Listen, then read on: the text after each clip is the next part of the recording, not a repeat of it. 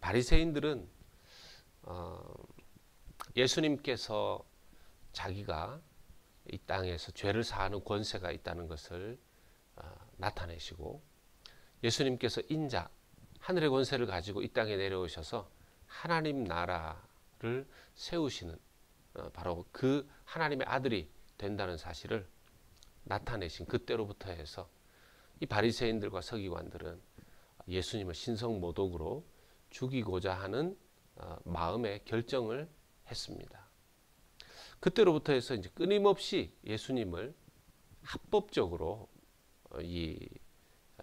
정죄하고 또 죽이기 위해서 여러 가지 작전을 펼칩니다. 그 중에 이제 오늘 하나 역시 바리새인들이 예수님을 어떻게 이제 함정에 빠뜨릴까 하다가 헤롯 당원들과 합작을 합니다. 헤롯 당원은 당시에 헤롯 가문, 분봉왕 헤롯 가문에 속한 사람들 위주로 결성된 사람들입니다. 헤롯 당원들. 이 로마 정부에 대해서 직간접적으로 협조적인 그런 사람들이죠.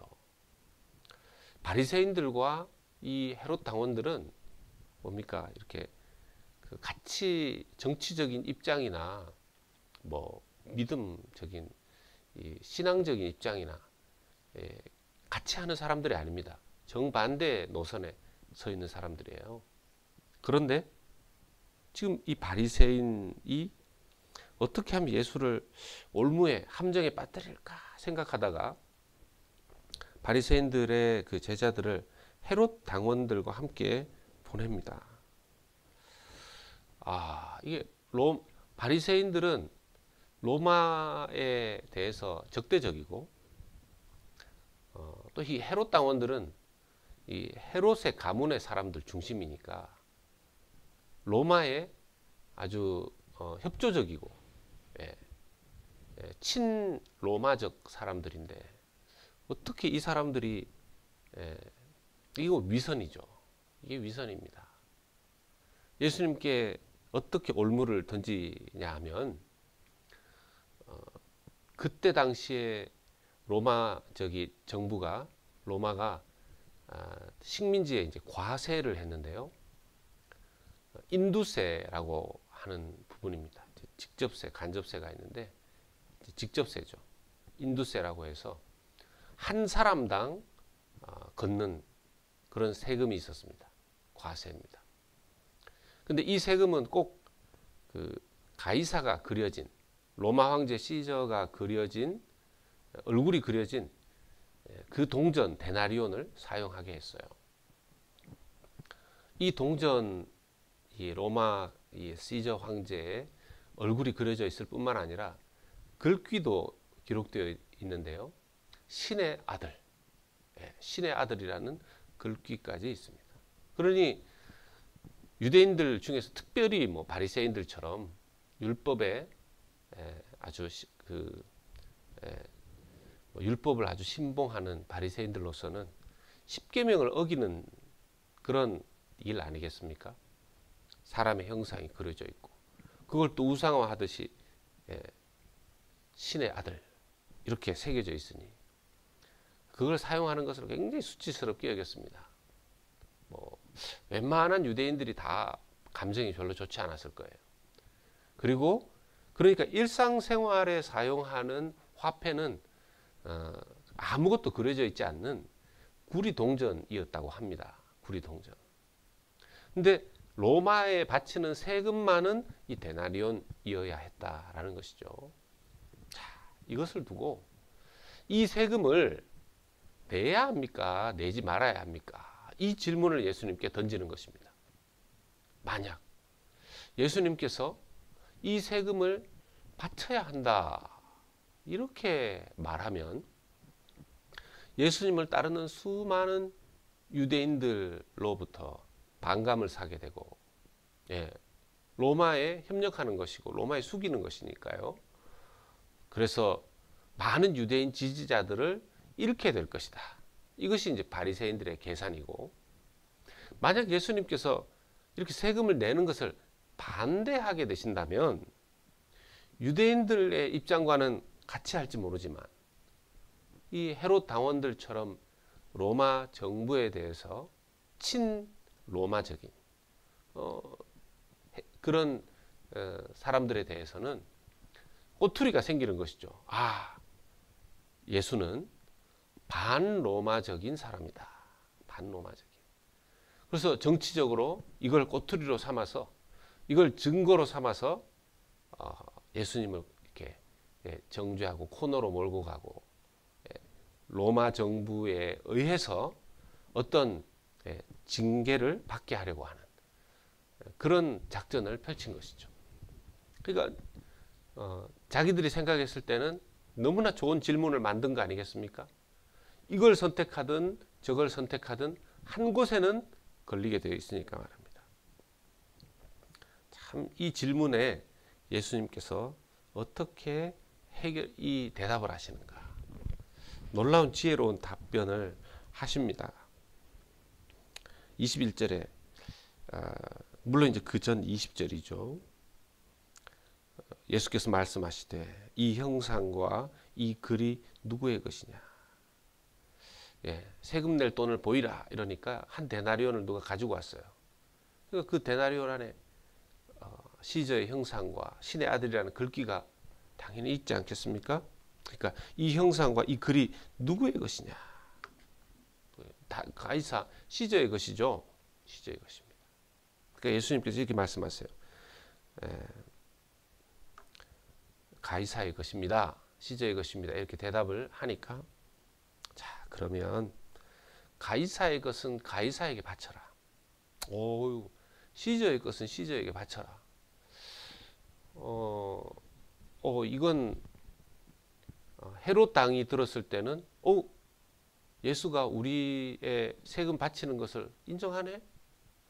시저의 것은 시저에게 바치라고 하니까 그럼 이스라엘 백성들 입장에서는 유대인들은 이거 가이사의 것은 가이사에게 바치라. 형상이 이런 것이니까 이거 이 글귀도 이런 것이니까 그들에게 바쳐라. 이걸 뭐라고 책잡기가 애매한 겁니다. 그런데 거기 하나를 더 붙이십니다. 하나님의 것은 하나님께 바치라. 하나님의 것은 하나님께 바치라. 이게 멋진 말씀이시죠. 사실 세상 모든 것이 다 하나님 것 아니겠습니까? 세상 모든 것이. 그러니까 논리적으로는 이렇게 됩니다. 논리적으로는 가이사의 것은 가이사에게 바쳐라 라고 말씀하셨지만 그 다음에 말씀이 하나님의 것은 하나님께 바치라 라고 했으니까 이 가이사의 것도 사실은 하나님의 것에 포함된 거 아니겠습니까? 그러니 사실은 앞에 말한 가이사의 것을 바치라 하는 이 말씀은 자동 취소가 되어버리는 것입니다. 자동 취소가 되어버리는 것입니다. 근데 사실 이걸 곰곰이 생각해 보면 다 하나님 것이니까. 하지만 당장 예수님께서 하신 말씀은 세금 내는 것을 반대하는 것처럼 말씀하시지 않았거든요.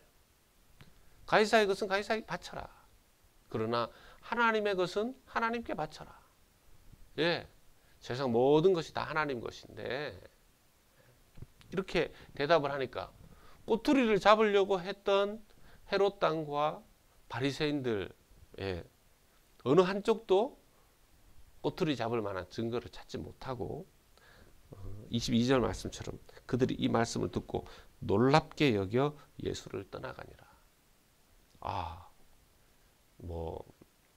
지혜로운 그 말씀 앞에 혀를 내두르면서 예수님을 떠나갔다라는 것입니다. 자, 우리의 삶 속에 사단이 원수 마귀가 우리를 책잡고 우리를 곤란하게 하고 하는 것들이 좀 많이 있을 겁니다. 예수님께도 이렇게 함정을 파고 올무에 걸려서 덫을 놓고 넘어지게 하려고 하는데 우리 예수님의 제자인 우리들에게 왜 이런 일들이 없겠습니까? 많죠. 많습니다. 일상생활 속에서 늘 이런 일들을 경험하게 될 것입니다. 세상의 방식과 하나님의 방식 가운데 어떻게 해야 되는가? 예수님의 이 지혜가 우리에게 있기를 소원합니다. 세상의 것, 세상의 방식 원하면 그대로 하게 놔둬라. 그대로 해라. 그러나 하나님의 것은 하나님께 바쳐라. 하나님의 방식은 하나님의 뜻대로 해야 한다. 더 큰 이 세상을 인정하면서도 가장 큰 최우선순위는 하나님. 예수님에게 이것이 있었던 것이죠. 기도하면서 오늘 하나님 앞에 이 지혜를 구해야 될 것입니다. 하나님, 이 세상의 수많은 것들이 자기의 방식, 세상 방식을 옳다고 말하고 또 그대로 살아야 된다고 말하지만 하나님, 우리의 최우선적인 믿음은 이 세상 모든 것이 하나님의 것이고 하나님의 방식대로 이루어져야 함을 믿습니다. 그런데 이런 올무가 작고 크게 내 삶에서